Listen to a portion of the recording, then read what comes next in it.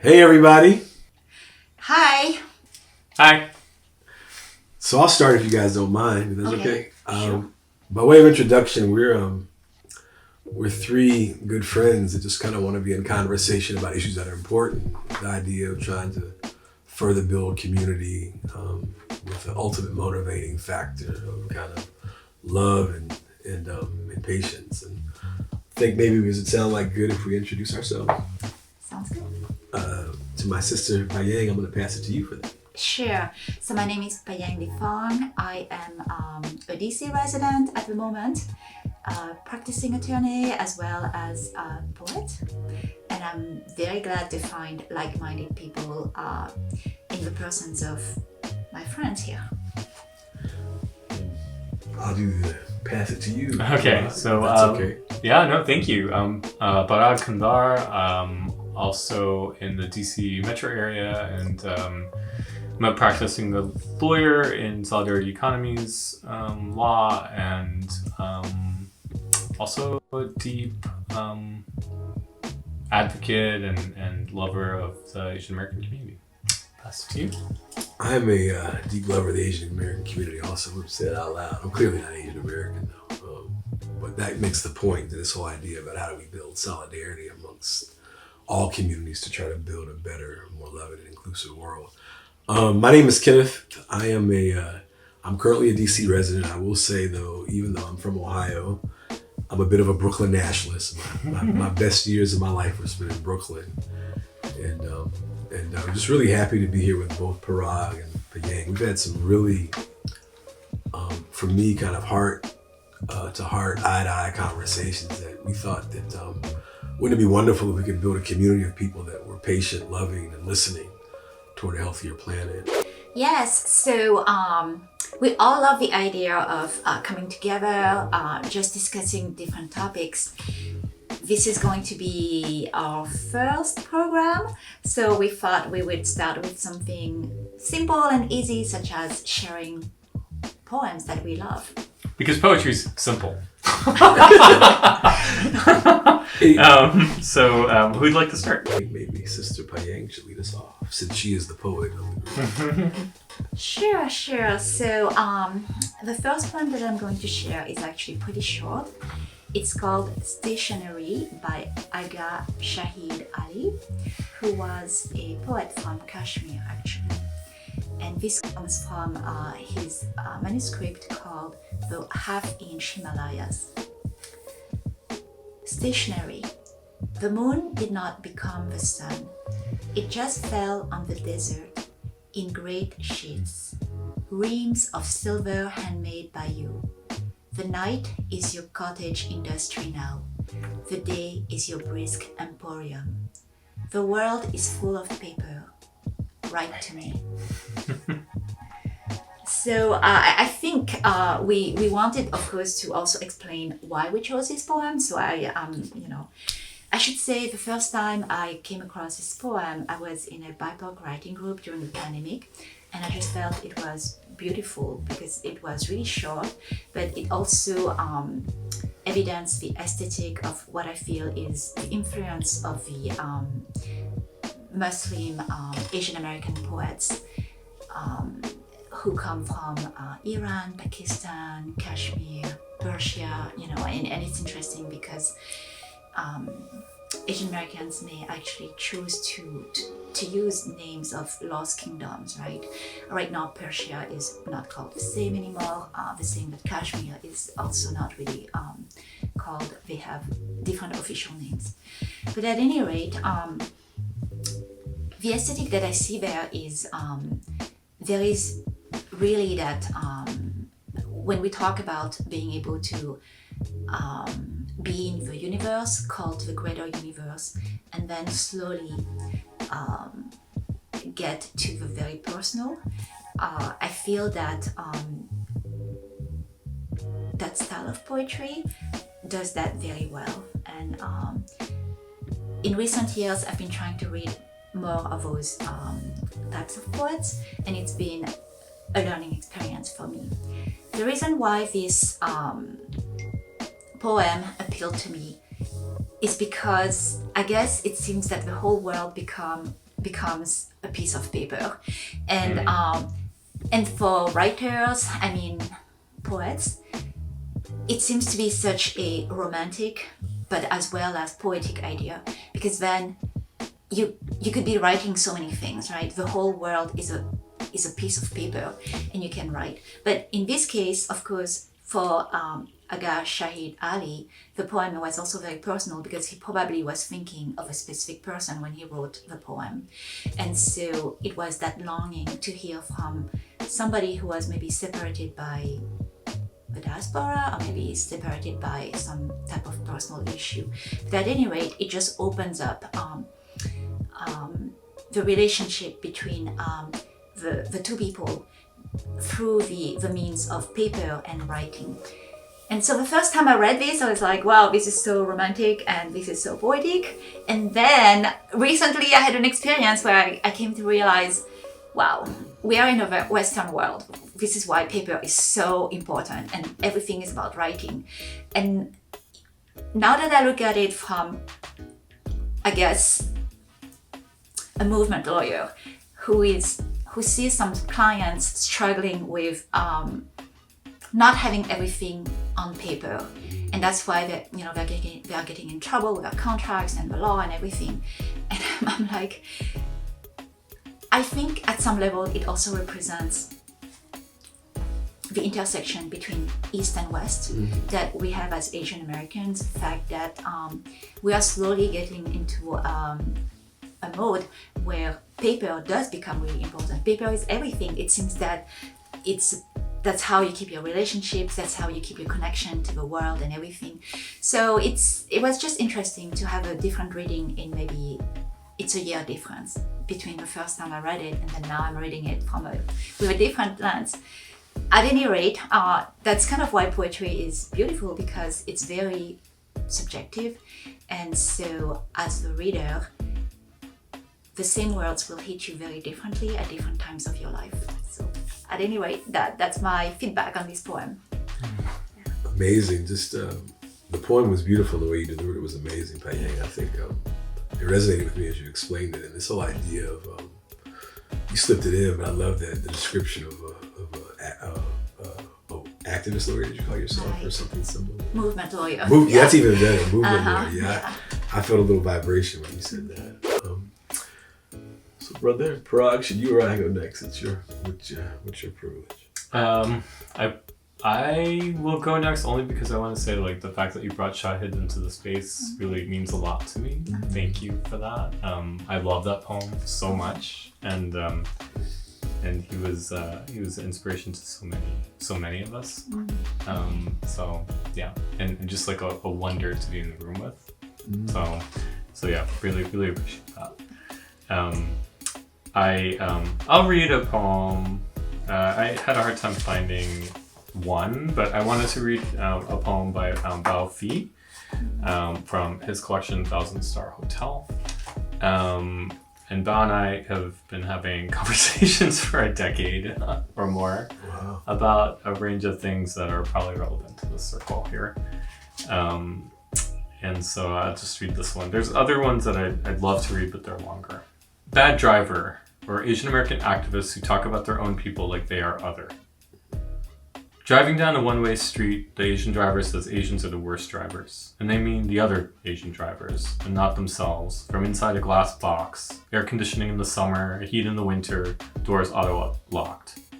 The Asian includes him or herself as a bad driver in the hopes that others think this makes them a good driver. The heated leather seats, the premium trim, the robot that tells them they are going the right way. They pass other Asians who can't afford as nice a car, or risk getting pulled over, or have trouble reading the guidebook, or can't read the language on the signs, or don't even have insurance, or their license is expired, they're scared to drive too fast, or their cousin got pulled over once and beaten down by the cops, or a cop pulled a gun on them and said something about you people in war, and no one heard about it but the Asian who wants to be seen as a good driver, who was born with cruise control, zooms right by on that one-way street. They're not talking to the other Asians. The only time they need to make eye contact with the people they are talking about and for is when they are passing them by. You both are gonna make me cry, man. That's sorry. That's powerful. Well, of course, Balfi is really good at talking about everyday life of Asian Americans, and I still remember discovering him as a Minnesota resident.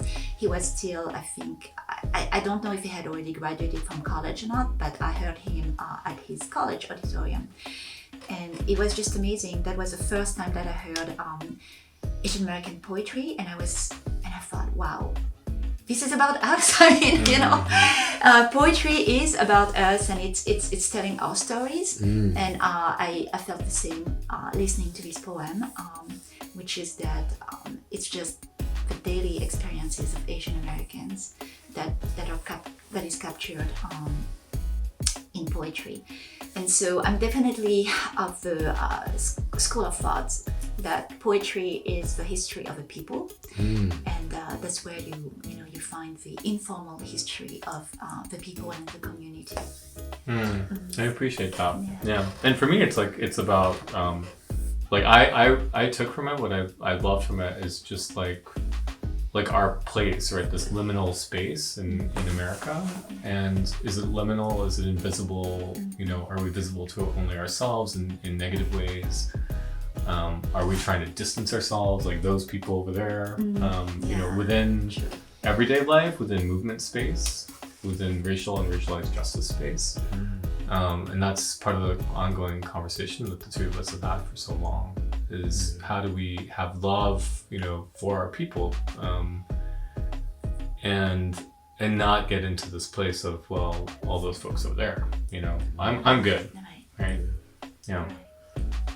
And it does raise the issue of the diversity within the, you know, AAPI community, which is now, I think, even more than just AAPI, which is that there is such a diversity of both backgrounds, economic backgrounds, cultural backgrounds, geographic backgrounds, even time of migration.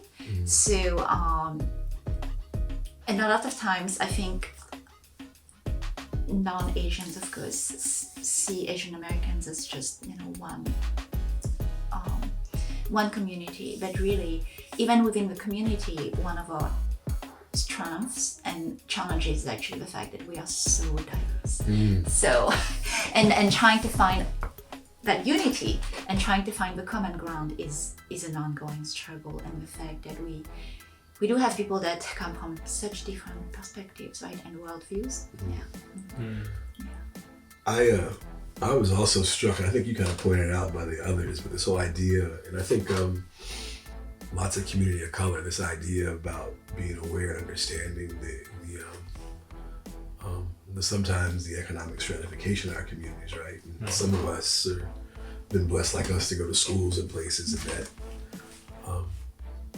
that nothing is okay until like the world is inclusive and fair for those that don't have maybe some of the privileges we have. You know? And that part kind of resonated to me a lot. Which raises the question of what is the American dream? as a lot of like new immigrants, refugees are trying to find their way in, I guess, in this new country, being new Americans, I think it's a big question. What does it mean to be American? And what is the right path, right? And then I think for other minority groups, communities that have been excluded, it's also being able to define American as more than just one thing. Brother Kevin, you got a poem for us? I do. I wanted to like you guys kind of talk about how challenging it was to kind of land on one thing or one poem. I also wanted to explain my comment a little bit about like loving the Asian American community. It's because of the deep love and nurturing from the African American community, without an ounce of chauvinism, that allows me to love all of my brothers and sisters cross culturally. This poem kind of speaks to that, at least to me, the pain of the American experience for the African American community. It's by Paul Lawrence Dunbar. I I finished growing up in a town called Yellow Springs, Ohio, not far from Dayton, Ohio. And Paul Laurence Dunbar was a 19th century poet, African American from Dayton, and some other things. And as a young person in the 6th and 7th grade, I came home to this poem, and this particular poem spoke to me. And so it's called Sympathy, and again by Paul Laurence Dunbar. I know what the cage bird feels, alas, when the sun is bright on the upland slopes, when the wind stirs soft through the springing grass, and the river flows like a stream of glass, when the first bird sings and the first bud opes, and the faint perfume from its chalice steals, I know what the cage bird feels. I know why the cage bird beats his wings till its blood is red on the cruel bars. For he must fly back to his perch and cling when he fain would be on the bough a swing. And a pain still throbs in the old scars, and they pulse again with a keener sting. I know why he beats his wing. I know why the cage bird sings, ah, me.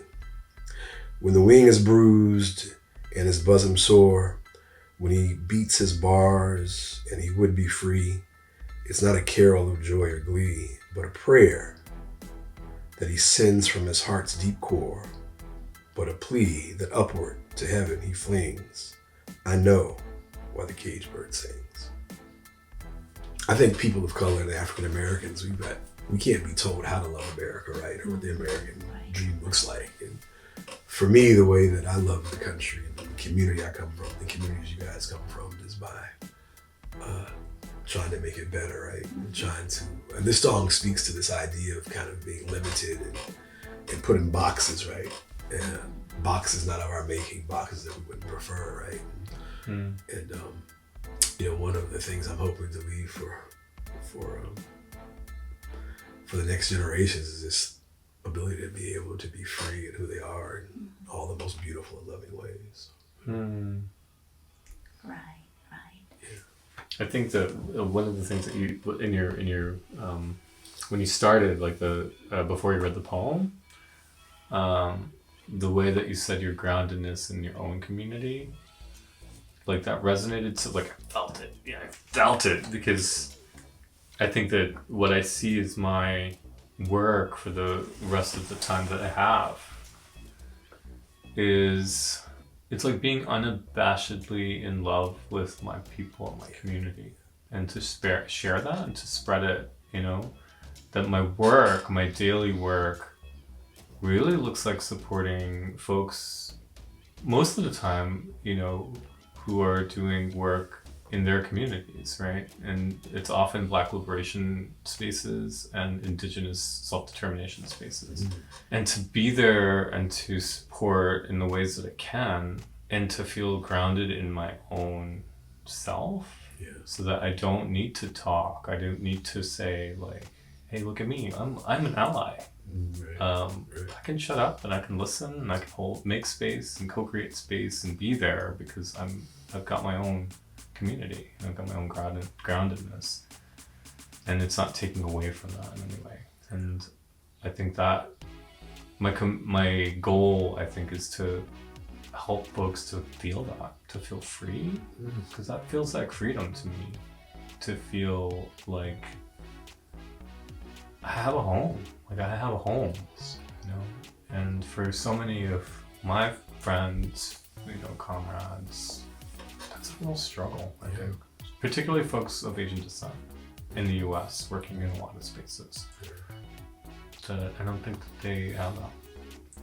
Also, it's been shared to me. So it's like feeling isolated in institutions that are predominantly white, feeling isolated in institutions that are predominantly not Asian. And what does that mean? I'm feeling, honestly isolated in institutions that are predominantly Asian.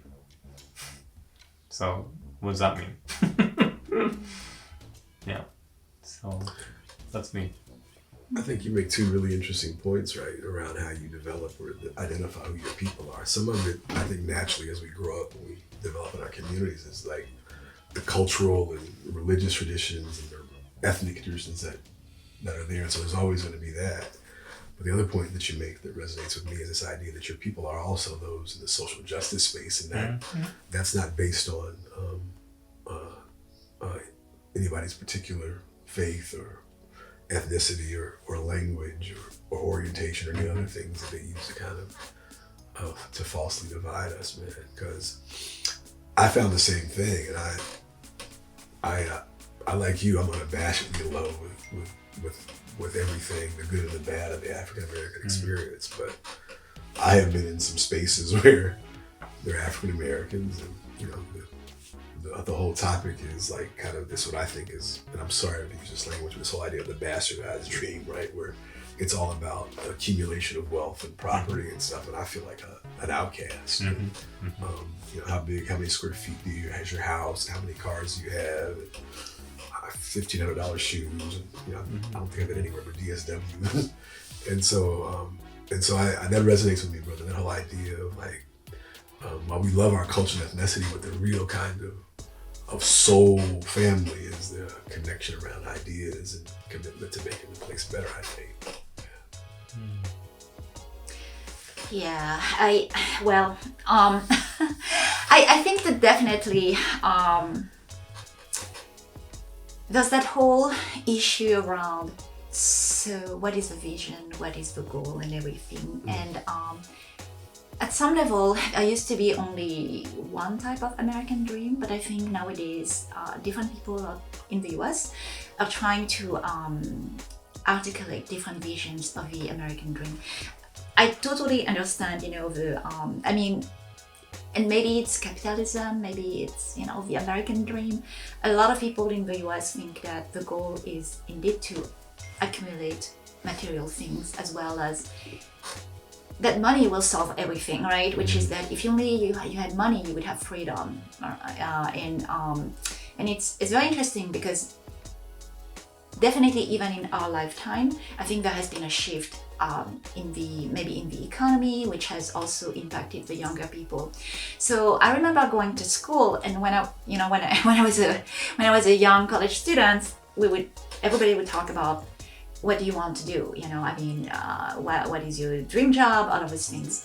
And then when I was talking to my younger cousin, who is one generation younger, by the time she was in college, which was after the crisis of 2008, where the economy in the US but also globally completely tanked, then her goal was more like, what job is going to be stable that I'm not going to get fired and I can, you know, make a good living, right? And I think that a whole generation of young people went through that. And then after the pandemic, we had another shift. And I'm not even sure. I think we are actually still in the midst of defining what is the post-pandemic world, right? I think a lot of people during the pandemic were saying, wow, we have to rebuild better, right? And there was a whole tagline around rebuilding better. But I think as we are going along, a little bit of that is being lost. You know, of course, it's always easier to fall back into old patterns and then the ways that the economies or communities or societies have been working. So for us, for example,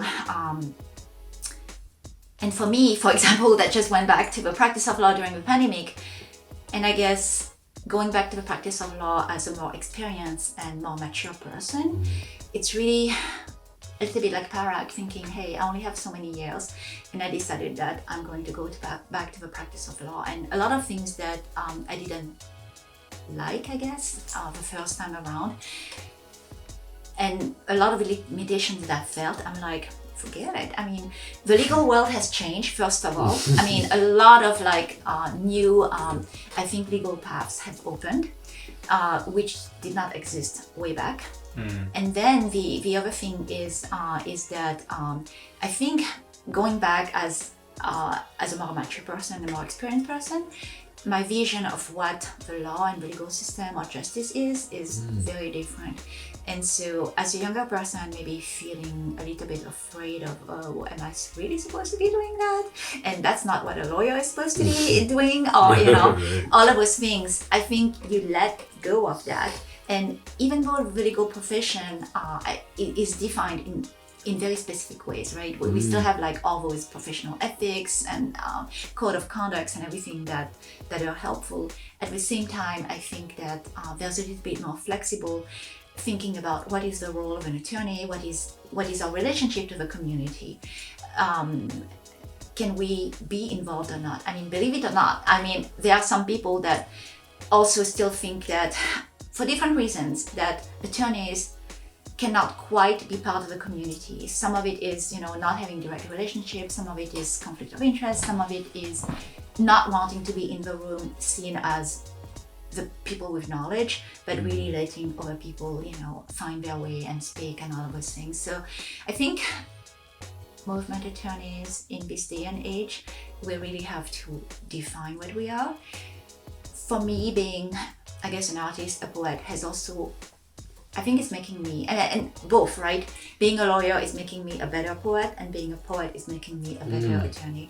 So when you think about, as we are evolving as people and a community and a country as well, the reality of it is that we cannot really be siloed in any boxes anymore. The world and our lives are intersecting and cross-sectioning in so many ways.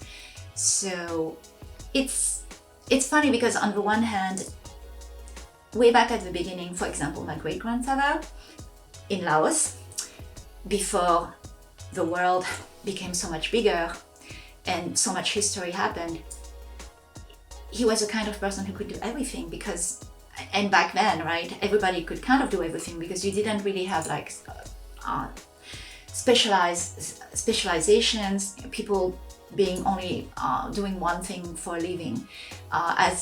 As a person in your village, you had to be able to work with silver, with silver craft. You had to be able to do the woodwork. You had to be able to take care of the animals, and then also manage the numbers in your business or whatever. So yeah, and I think for modern people, it's still the matter of finding the balance between understanding when there are efficiencies in being specialized, and then also the benefit of being holistic, and then not seeing things as segmented, but as being interdependent. Yeah, I think you're absolutely right, sister. Is that this idea of deciding who you are and what you want to be is a struggle, and I vacillated a lot as I was at college, and local historically Black college. I'm proud of in lots of ways, Howard University.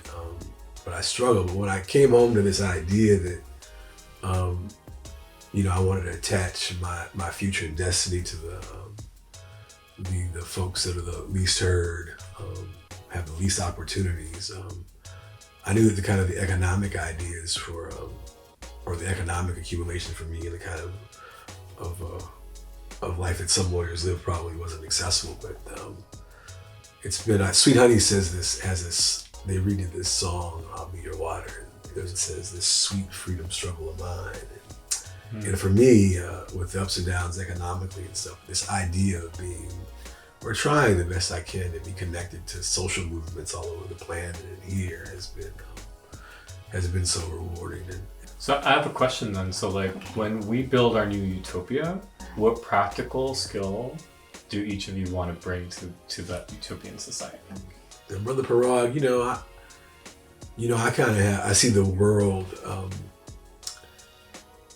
through a workers' class lens, right? And the idea of utopia sounds really, really wonderful to me. But I see more, I think, this idea of a space where there's these kinds of conversations happening daily as people make decisions as whether or not what's the grocery store going to look like, what kind of school are we going to have, where there is real broad democracy and conversation about how we develop communities and neighborhoods where our kids have spaces and parks and they can breathe, and the cars and the environment is healing. But this idea where there's also, I think you raised the question of capitalism, if you don't mind, I'll end on this, is that, this idea of what, since the the Reagan era, this idea of what liberalism has meant and the kind of shrinking of wealth into fewer and fewer persons and countries' hands all over the planet is a real struggle. And at the end of the day, I believe this thing that I think Dr. King said in his in one of his speeches. I can't remember Martin Luther King, but he talked about this idea that I am naive enough to believe that every human being on the planet should be able to have potable water, 2 real meals, and to be able to go to school and have light. If you look at the map of the world, right, at night, and look at the way that electricity and light is, and it's in almost all the European, the American, the West Europe poles. You see all these lights and electricity, right? And all over Africa, India, Asia, you see darkness, right? So lots of kids come home to living circumstances where they don't even have light. They can't read at night. And so I dream about a world where the Palestinian child is not dodging bullets, or the kid in Asia, anywhere in Asia, Africa, Latin America, is not kind of suffering just because of circumstance of birth, right? That I want them to have the same chances that my son, our children, niece and nephew have, right? And this last point is that I think, I think they're all my children, right? Like I love my son, but I also love all the other children on the planet that I don't know, and I want them all to have the same kind of opportunities and things I do. So that's kind of my response. Yeah, I think similarly, at this point of my life, but I think it's been true throughout my life and my professional career as well as my personal life. I think I have a vision of a world that is fair and just, right? And I feel so motivated by I think it's true, watching other people suffer, right? And wondering why is that suffering happening? From a legal perspective, the suffering is, like, why are people taken advantage of, right? Why do they not have access to like basic needs or even luxuries? That whole issue around privilege, around having merit. I mean, like, some people are deserving, some people are not deserving, all of those things. And I think it's true, kind of thinking about, and it goes back to basic philosophy issues, right? I remember Philosophy 101 when they asked us, so if a good society could be built by sacrificing one child, right? Would you do it? And I think it's a very basic choice that people have to make, which is it okay that some people, even if it's one person, has to suffer so that everybody else can benefit? And what kind of society is that? Or would you be a society that feels that if there is only one child suffering, then it's not worth going that way, right? And I think that the way that things are right now, a lot of people are thinking somebody has to sacrifice, or many people have to sacrifice, so that at least, some majority or whatever minority can benefit. If we could switch that basic mindset, right? I think it would already make such a big difference, because it's really the vision of what is a fair society and what is just. And we are at a point where a lot of people feel that, hey, as long as it's not really bad and we can endure it, and as long as we are not directly suffering, then I guess it's kind of okay. But what would really make a difference is having the empathy, but also having the actual realization of treating everybody as equally worthy, right? And equally having merit of at least having basic necessities of life. So it's interesting because during elections, when people were really trying to think about different ideas. That whole idea around the universal income, I think eventually it will come up, because I mean right now people are talking about AI, right? So what will happen when AI takes over everybody's job? And if we place the value of people on work, then and the work is not there anymore, or the definition of work is very different. I mean, we're going to be facing all those issues as technology is advancing. So but it does come down to the basic idea of what is a community, what is the basic social contract with a community, right? And what are we willing to give up or not give up? Brian, that's an amazing question. I'm curious to hear. I mean, a thought-provoking and amazing question. Do you have ideas about? Yeah, for sure. I want to lead people in song. Okay. Well, you enjoy. I know I had that choice. I'm about right I there want to with be that. able to cook for large amounts of people. I want to be able to grow food. Because I absolutely agree with the why. But the real practical piece for me is, what are the practical things that I want to bring into my everyday to bring joy, to nourish people, and to meet people where they are, right? And then also that, like, what's possible is, like, yes, the lawyer is the lawyer, but the lawyer also can cook food. The lawyer can also laugh. The lawyer can also dance, dance, yeah. And so for me, like, that was sort of where I'm coming from, and I think that it's a framing of the question, but it's like we can get so into like the head of it and actually accept the premise that this is so far away. And we can, like, I don't want to get paralyzed by, but it's so hard.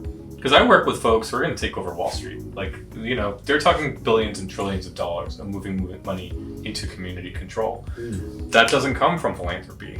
And you have to have radical dreams. And the real radical dreams are that we can do this shit now. Sorry. Anyway, but when you were talking about that point, I like grabbed the book. I don't mean to be rude, but I talk about this book all the time. And this is by James Boggs. It's The American Revolution, Pages from a Negro Worker's Notebook. It's available online through historyasaweapon.org. In 1963, he wrote about this. He said that the machines are coming in, the automation of the auto industry, right? The robots in the auto industry. And he said, this is our opportunity, exactly what you said, for us to think about work differently. And how do we think about what I'm going to paraphrase it in a way that is not, I think, doing true honor to his work, but it's inspired me ever since.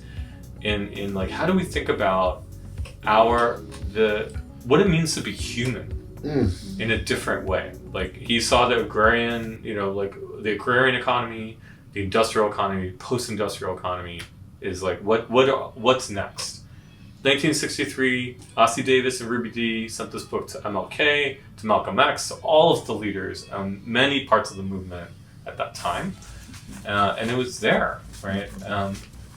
As part of sort of, we don't have to accept organized labor's premise, that we need to keep the same system. That this is an opportunity not for us to fight against the machines to keep the same jobs that are eventually going to be obsolete anyway, right? How do we think about the living standards for people, not to keep them necessarily as workers in the same system?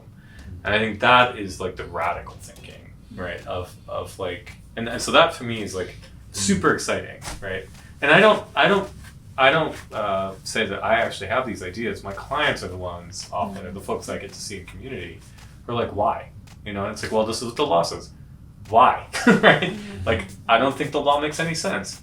Because it doesn't. And it doesn't, right? And so then it's like, okay, so then what, right? And they're like, okay, well, how about we work this way? How about we work that way? And it's like, how do we build around the dreams rather than limit the dreams by the lines, written out by the law? I have a question for the group, just really quickly. I think we've had an amazing 30 minutes. Does it make sense to try to come back with last thoughts? Is it okay if I go? Yeah, please. Yeah, no. So your beautiful ideas are beautiful to me too. I think there's no need to apologize to me around laborers. I do think this idea about, for me, the idea about what the labor kind of officialdom and bureaucracy believes is much different than what everyday folks on the ground that are trying to bang things out do.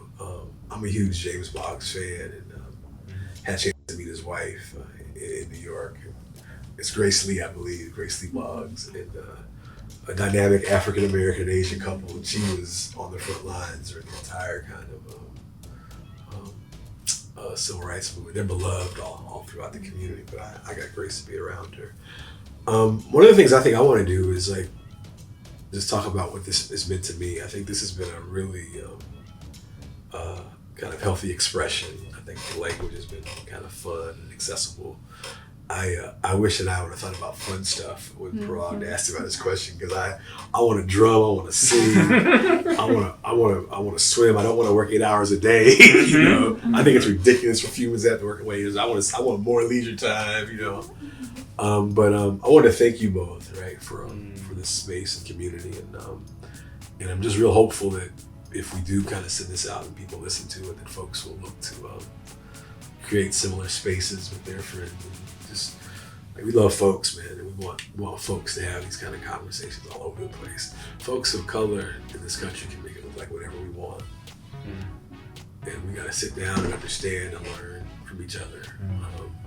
Don't let the divisions that have been kind of created in social media spaces and TV by folks that don't want us to come together to keep it.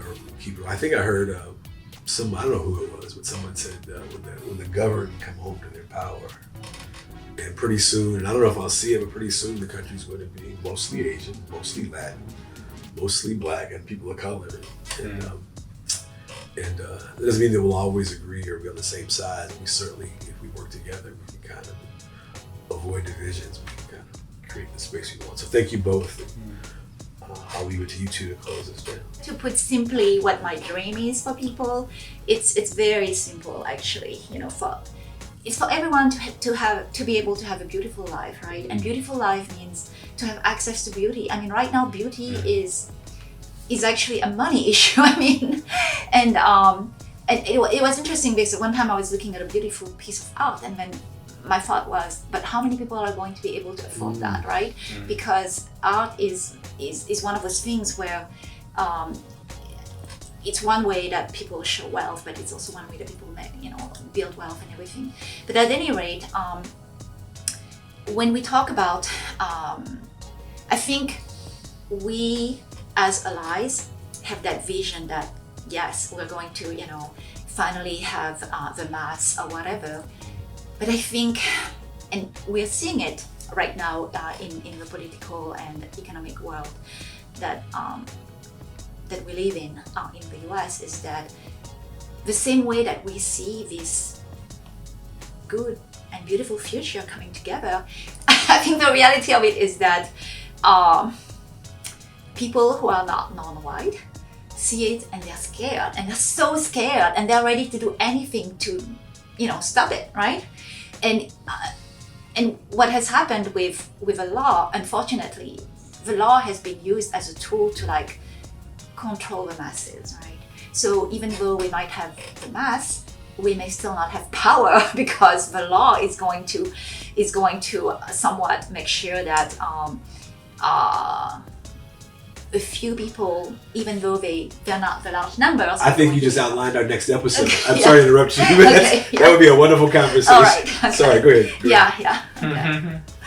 Okay. I didn't mean to interrupt you. No. It was amazing. But it's good. I mean, you're right. It's going to be a longer conversation. Yeah.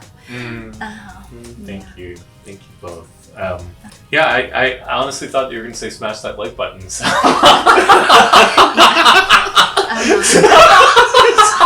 So and it's been a real pleasure to be able to talk with you both. And you both really had the vision of let's do this, and so I appreciate you both for making it happen. And thanks to anybody and everybody who's listening. Yeah, we love you. Hopefully we might have comments so people can send comments. Unless we turn off the comments, we'll see. We'll decide. Yeah. These two are the technical. I graduated from high school in 1982. I can't do anything. So. Do we have the button to shut it off? Yeah.